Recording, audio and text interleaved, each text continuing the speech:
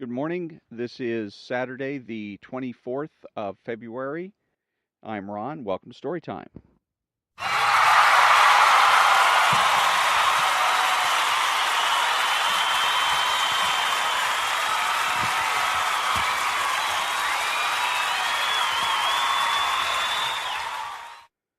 And today is part two of chapter three of Philosophy Who Needs It by Ayn Rand, the metaphysical versus the man-made. Most men have no knowledge of the nature or the functioning of a human consciousness, and, consequently, no knowledge of what is or is not possible to them, what one can or cannot demand of oneself and of others, what is or is not one's fault. On the implicit premise that consciousness has no identity, men alternate between the feeling that they possess some sort of omnipotent power over their consciousness and can abuse it with impunity. It doesn't matter, it's only in my mind. And the feeling that they have no choice, no control, that the content of their consciousness is innately predetermined, that they are victims of the impenetrable mystery inside their own skulls, prisoners of an unknowable enemy, helpless automatons driven by inexplicable emotions. Quote, I can't help it, that's the way I am, unquote. Why men are crippled by the influence of this uncertainty, or many men are crippled by the influence of this uncertainty. When such a man considers a goal or desire he wants to achieve, the first question in his mind is, can I do it? Not, what is required to do it? His question means, do I have the innate ability? For example, I want to be a composer more than anything else on earth, but I have no idea of how it's done. Do I have that mysterious gift which will do it for me, somehow? He has never heard of a premise such as the primacy of consciousness, but that is the premise moving him as he embarks on a hopeless search through the dark labyrinth of his consciousness. Hopeless because without reference to existence, nothing can be learned about one's consciousness. If he does not give up his desire right then, he stumbles uncertainly to attempt to achieve it. Any small success augments his anxiety. He does not know what caused it and whether he can repeat it. Any small failure is a crushing blow. He takes it as proof that he lacks the mystic endowment. When he makes a mistake, he does not ask himself, what do I need to learn? He asks, what's wrong with me? He waits for an automatic and omnipotent inspiration, which never comes. He spends years on a cheerless struggle, with his eyes focused inward on the growing, leering monster of self-doubt, while existence drifts by, unseen on the periphery of his mental vision. Eventually, he gives up. Substitute for composer any other profession, goal, or desire, to be a scientist, a businessman, a reporter, or a head waiter, to get rich, to find friends, to lose weight, and the pattern remains the same. Some of the pattern's victims are phonies, but not all. It is impossible to tell what amount of authentic intelligence, particularly in the arts, has been hampered, stunted, or crushed by the myth of innate endowment. Unable to determine what they can or cannot change, some men attempt to rewrite reality, i.e., to alter the nature of the metaphysically given. Some dream of a universe in which men experience nothing but happiness, no pain, no frustration, no illness, and wonder why they lose the desire to improve their life on earth. Some feel that they would be brave, honest, ambitious in a world where everyone automatically shared these virtues, but not in the world as it is. Some dread the thought of eventual death, and never undertake the task of living. Some grant omniscience to the passage of time and regard tradition as the equivalent of nature. If people have believed an idea for centuries, they feel, it must be true. Some grant omnipotence and the status of the metaphysically given, not even to people's ideas, but to people's feelings, and pander to the irrationality of others, to their blind emotions, such as prejudices, superstitions, envy, regardless of the truth or falsehood of the issues involved, on the premise that, quote, it doesn't matter whether this is true if people feel that it's true, unquote. Some men switch to others who are helpless in the matter, the blame for their own actions. Some men who are helpless in the matter accept the blame for the action of others. Some feel guilty because they do not know what they have no way of knowing. Some feel guilty for not having known yesterday what they have learned today. Some feel guilty for not being able to convert the whole world to their own ideas effortlessly and overnight. The question of how to deal with nature is partially understood, at least by some people, but the question of how to deal with men and how to judge them is still in the state of primeval jungle.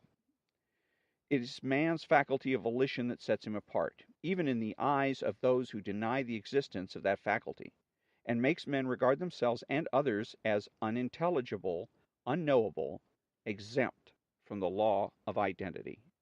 But nothing is exempt from the law of identity. A man-made product did not have to exist, but once made, it does exist.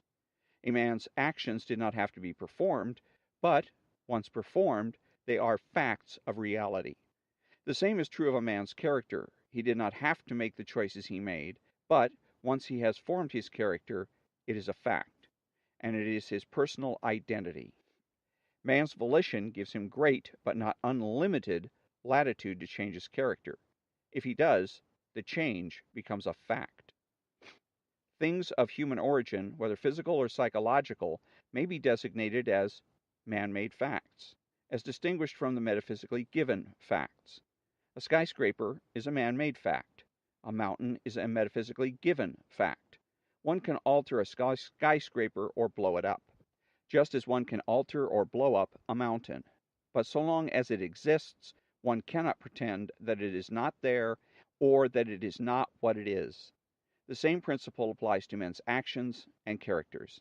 A man does not have to be a worthless scoundrel, but so long as he chooses to be, he is a worthless scoundrel and must be treated accordingly.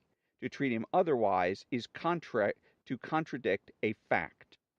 A man does not have to be a heroic achiever, but so long as he chooses to be, he is a heroic achiever and must be treated accordingly. To treat him otherwise is to contradict a fact. Men did not have to build a skyscraper, but once they did, it is worse than a contradiction to regard a skyscraper as a mountain, as a metaphysically given fact which, on this view, just happened to happen. The faculty of volition gives man a special status in two critical respects. Unlike the metaphysically given, man's uncritically and, two, by its metaphysically given nature, one, unlike the metaphysically given, men's products, whether material or intellectual, are not to be accepted uncritically. And two, by its metaphysically given nature, a man's volition is outside the power of other men. What the unalterable basic constituents are to nature, the attribute of a volitional consciousness is to the entity man. Nothing can force a man to think. Others may offer him incentives or impediments, rewards or punishments. They may destroy his brain by drugs or by rewards or punishments. They may offer him incentives or impediments, rewards or punishments. They may destroy his brain by drugs or by the blow of a club, but they cannot order his mind to function. This is in his exclusive sovereign power. Man is neither to be obeyed nor to be commanded. What has to be obeyed is man's metaphysically given nature. In the sense in which one obeys the nature of all existence, this means, in man's case, that one must recognize the fact that his mind is not to be commanded in any sense, including the sense applicable to the rest of nature. Natural objects can be reshaped to serve men's goals and are to be regarded as means to man's ends. But man himself cannot and is not. In regard to nature, to accept what I cannot change means to accept the metaphysically given. To change what I can means to strive to rearrange the given by acquiring knowledge, as science and technology, e.g. medicine, are doing. To know the difference means to know that one cannot rebel against nature, and when no action is possible, one must accept nature serenely. In regard to man, to accept does not mean to agree, and to change does not mean to force. What one must accept is the fact that the minds of other men are not in one's power, as one's own mind is not in theirs. One must accept their right to make their own choices, and one must agree or disagree, accept or reject, join or oppose them as one's mind dictates. The only means of changing men is the same as the means of changing nature: knowledge, which, in regards to men, is to be used as a process of persuasion. When and if their minds are active, when they are not, one must leave them to the consequences of their own errors. To know the difference means that one must never accept man-made evils, there are no others, in silent resignation. One must never submit to them voluntarily, and even if one is imprisoned in some ghastly dictatorship's jail where no action is possible, serenity comes from the knowledge that one does not accept it.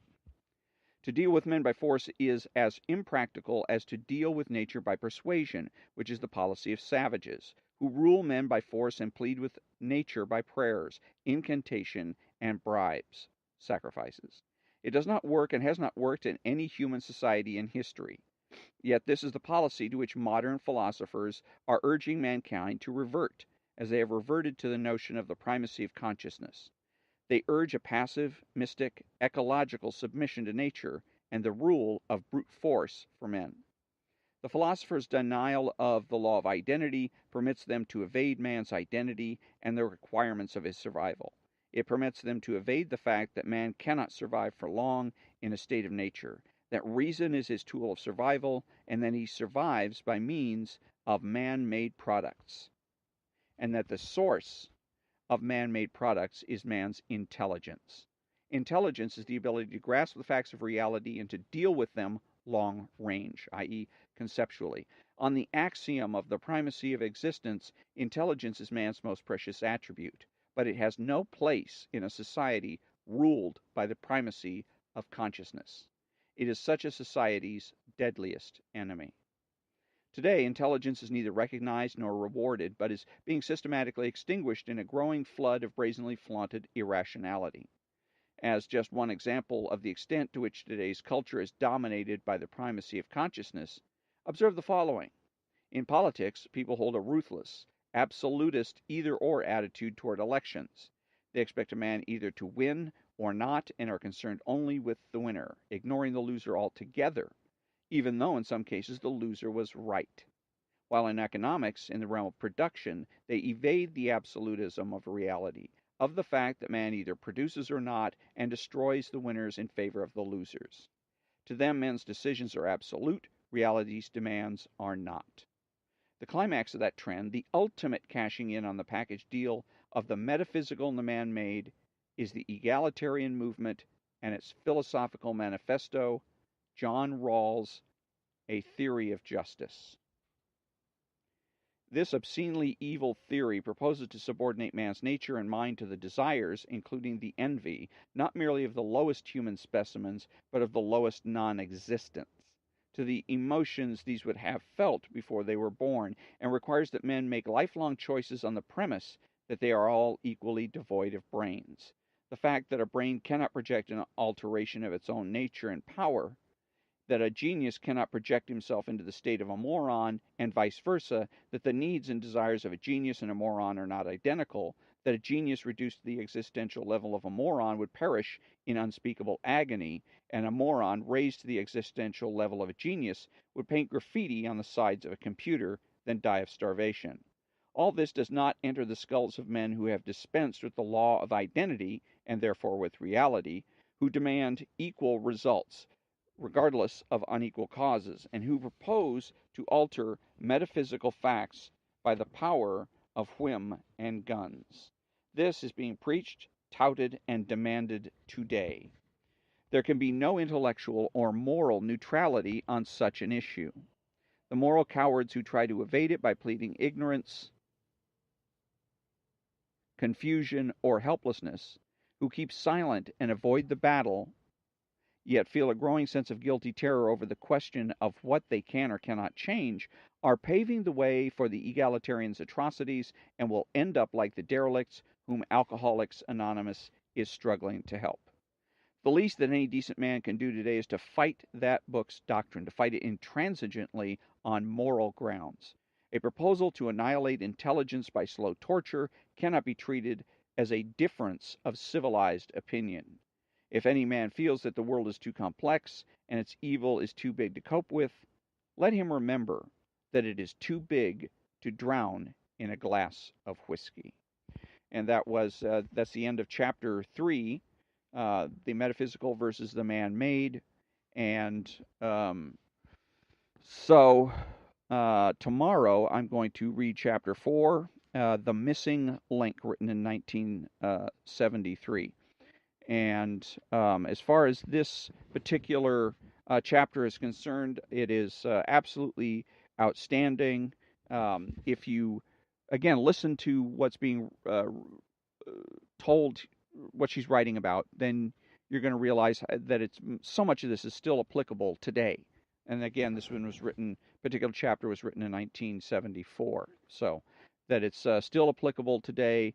That if you look for it, especially if you or listen for it on the radio, look for it on television and in Facebook, you're going to see these kinds of things where people get the metaphysical realities and man-made realities confused, in some cases deliberately so. And in a lot of cases, what the left is looking to do because it's the left that goes ahead and deliberately confuses metaphysical and man-made realities in order to deliberately create confusion, to create hostility amongst people, and to usher in a socialist paradise via a socialist revolution. That the left goes ahead and promotes this kind of confusion, but the right, the conservatives, the Republicans, allow it to happen because they are ignorant, willfully or otherwise, of what is really going on. And this is one of the problems I have with talk radio. Talk radio's analysis of things that are going on, whether they're in Washington, D.C. or elsewhere, is shallow.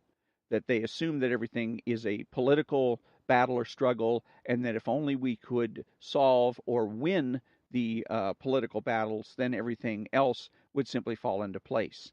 And they don't realize that political battles are being fought between left and right, primarily because the conservatives, the people on the right, have been ignorant of the fact that it is culture that dictates our politics, and that had the conservatives fought harder in maintaining American culture and not given in to American counterculture, that we wouldn't be in the spot we're in today.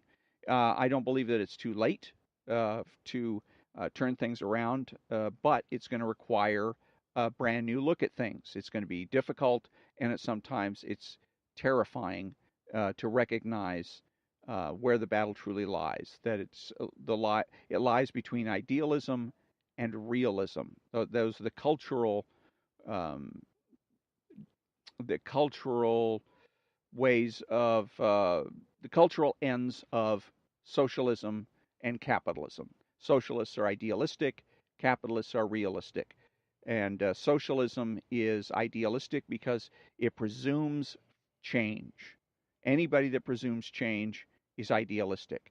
And when you're presuming change, you're doing so ultimately because you're looking for an ideal state. In the case of socialism, they want socialist paradise. Now, there's other philosophies, political philosophies, or political philosophical theories that do the same thing, that are all equally idealistic. Objectivism is one of them. Libertarianism is another. There are conservatives. The vast majority of conservatives in this country are not really conservative because they have a tendency to be idealistic. They have a tendency to be trying to create a movement that they want just as much as the left does, a revolution, but instead of having a socialist paradise, they're looking for a conservative paradise. I, as the only true conservative in the country, am not looking for any particular paradise. I make the presumption for the status quo, and I make changes and agree to changes when I see that there's a damn good reason for it. So tomorrow, chapter 4. Until then, thank you very much for joining me, and have a great day.